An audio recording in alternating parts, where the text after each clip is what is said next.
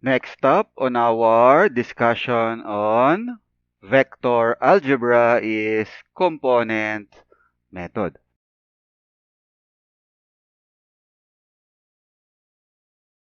Component method is used for adding vectors together. And you'll recall if you apply negative of a vector, you'll also be doing vector subtraction. So component method can also be used for vector subtraction. It's because vector subtraction is basically vector addition with the application of negative of a vector. A vector can be divided into components. And by components, we're talking about x component and y component, horizontal component, x component, and vertical component, y component. A one-dimensional vector has only one component, so it's either vertical, it only has y component, or it is horizontal, it only has x component.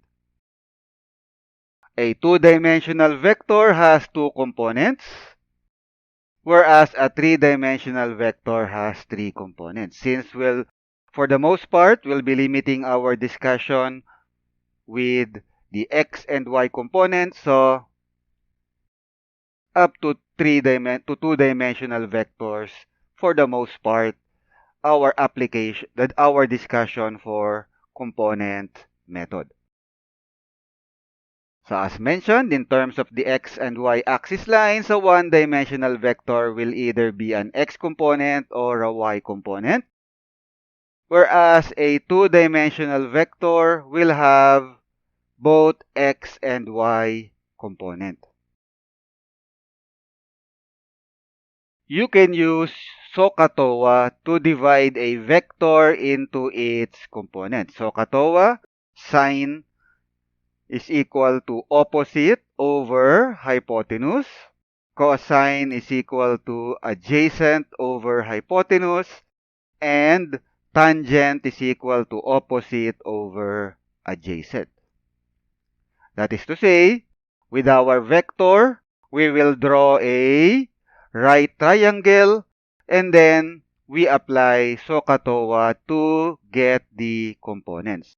For instance, say the position of an object, a bust, vector A, is 5 meters, 35 degrees above positive x. So 35 degrees above positive x, you have the location or position of our object, vector A.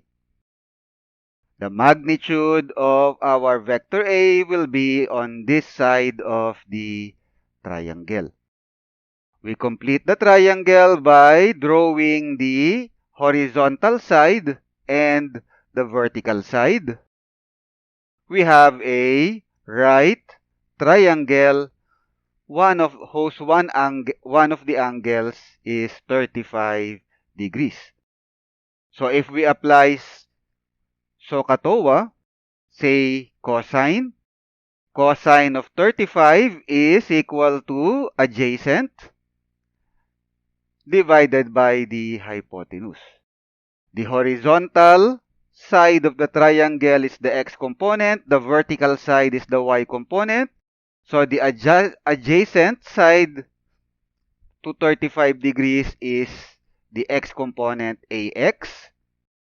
So cosine 35 is equal to ax divided by hypotenuse 5 meters.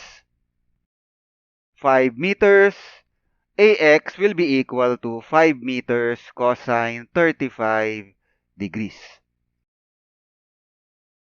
If we use sine function, sine 35 is equal to opposite over hypotenuse. The opposite side is the y-axis, ay.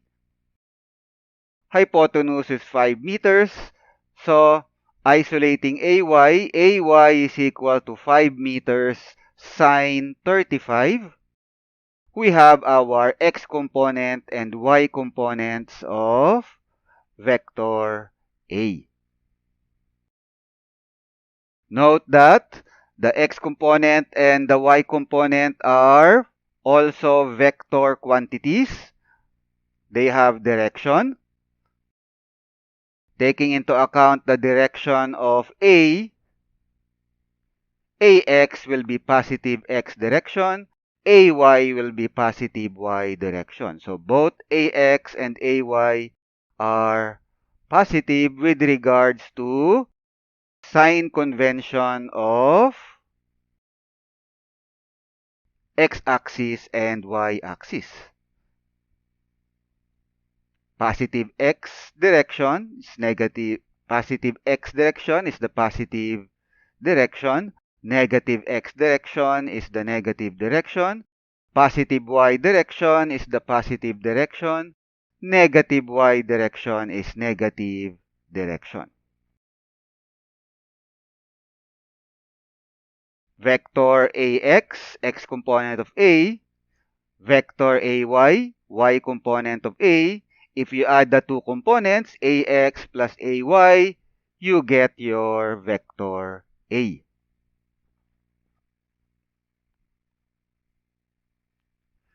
Since you have positive and negative directions for our components,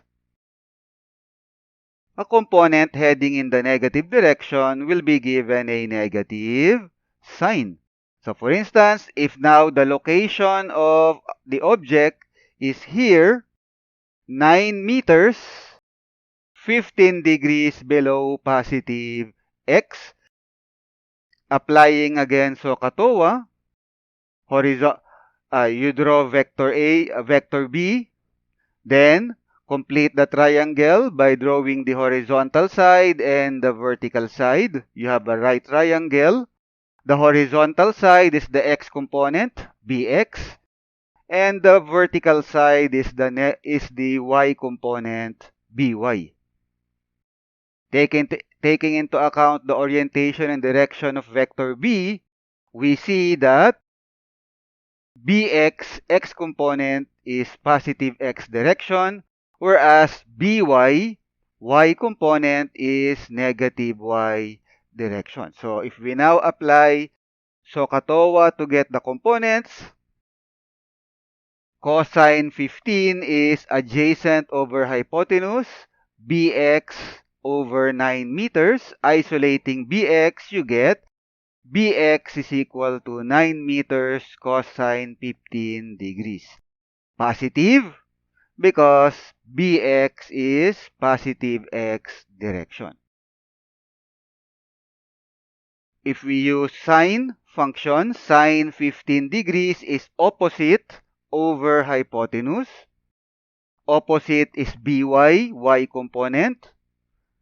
Hypotenuse is 9 meters, so you have by over 9 meters. Isolating by, you get by is equal to 9 meters sine 15 degrees. By is negative y direction, so you have negative sine.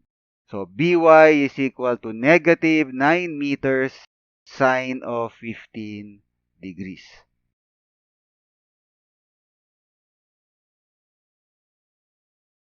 X and y component of bx, by. If you know the x and y component of a vector and a vector and its x and y components form a right triangle, we can use the x and y component to determine the vector. We can use the Pythagorean theorem to get the magnitude of the vector. So if you know ax, ay, use Pythagorean theorem, a is equal to square root of ax squared plus ay squared. You have the magnitude of the vector. And then to get the angle of orientation, you use tangent function. Tangent is opposite over adjacent. If this is our angle orientation with respect to the horizontal line, the opposite is the y component, the adjacent is the x component. So tangent theta is equal to absolute value of ay divided by absolute value of ax. You have the absolute value to get rid of any negative signs in the components. Then you get the inverse tangent, you get the angle theta.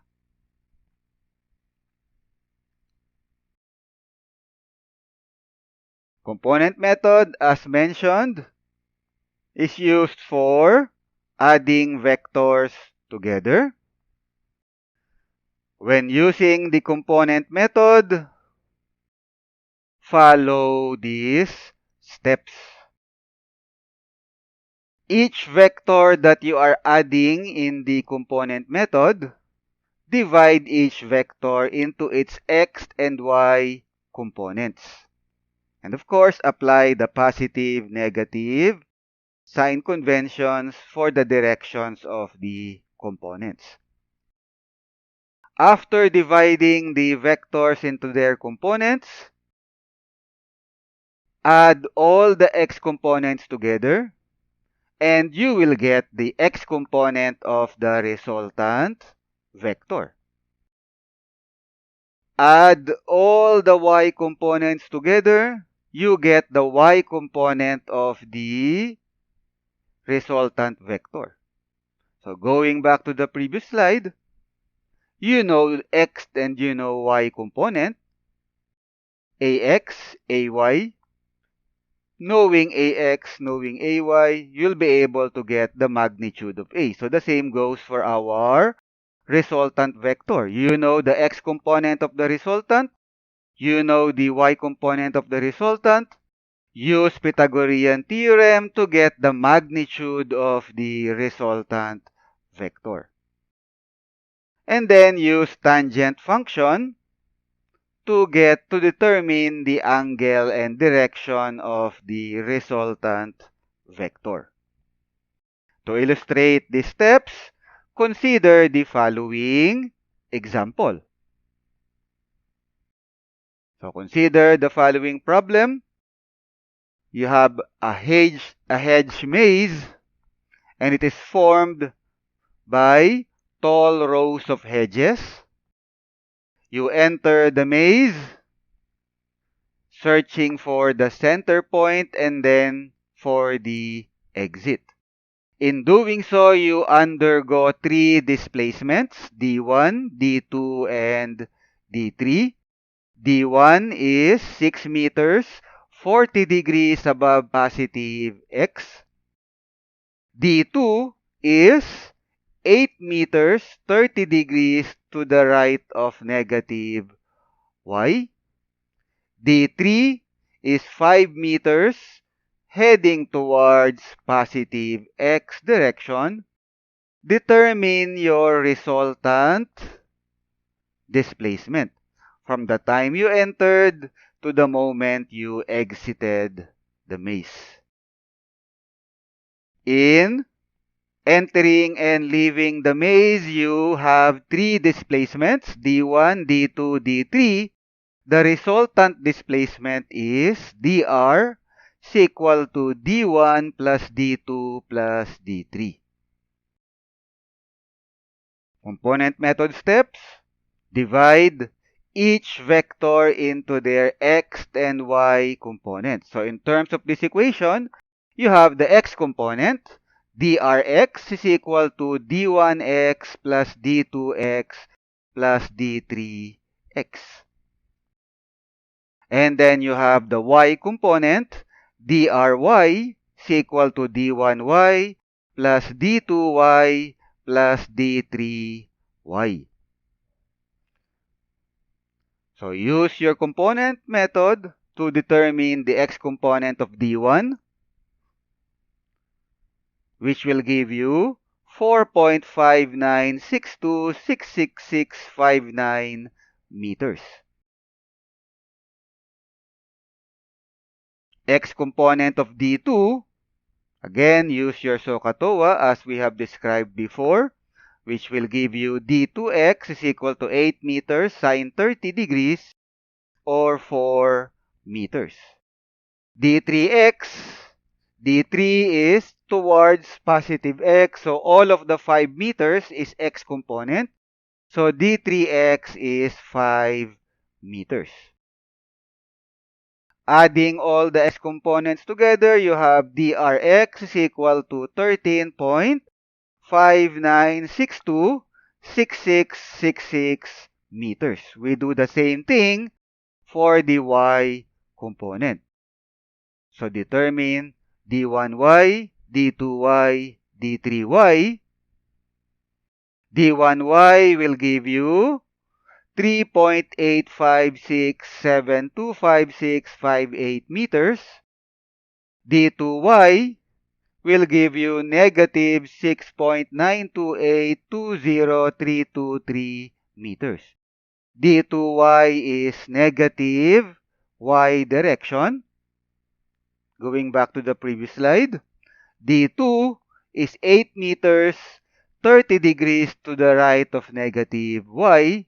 If you look at the Y component, it is in the negative Y direction. To the right of negative Y, so negative Y direction. The Y component of D2. Then D3Y is 0 because D3 is horizontal. All of it is on the x-axis. All of it is in the x component.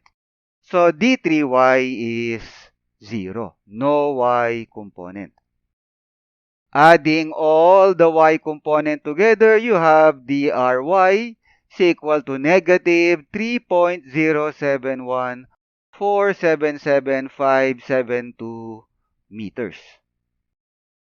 So you have DRX, X component of the resultant, DRY, Y component of the resultant. If we draw DRX and DRY, DRX is positive, DRY is negative. We complete the right triangle by drawing the hypotenuse. The hypotenuse is our resultant vector, dr. Dr is hypotenuse. Magnitude of dr is hypotenuse, so we just use Pythagorean theorem. Dr is equal to square root of drx squared plus dry squared. That will give you 13.93888236 meters. The angle orientation of dr is angle theta r. Getting the tangent of theta r. Tangent of theta r is just equal to opposite dry divided by adjacent drx. Don't forget to apply absolute value to get rid of any negative signs. We know dry, we know drx. By getting the inverse tangent, we are able to get the angle theta r, 12.729779998 degrees.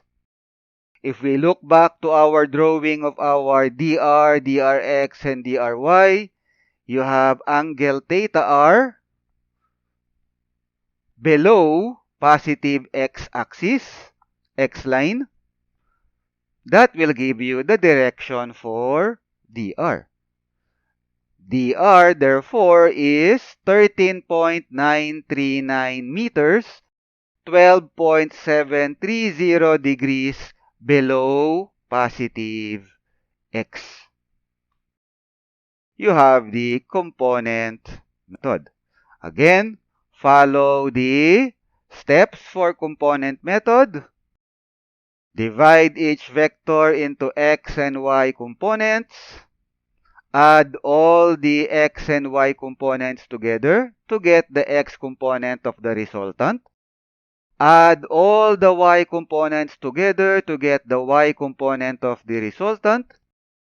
Use Pythagorean theorem to determine the magnitude of the resultant vector, and use tangent function to determine the angle and direction of the resultant vector. And in doing component method, you are adding vectors together. So that's it for now. That's it for our discussion on component method. In the next video, we'll talk about unit vectors. So that's it for now. Thank you for watching.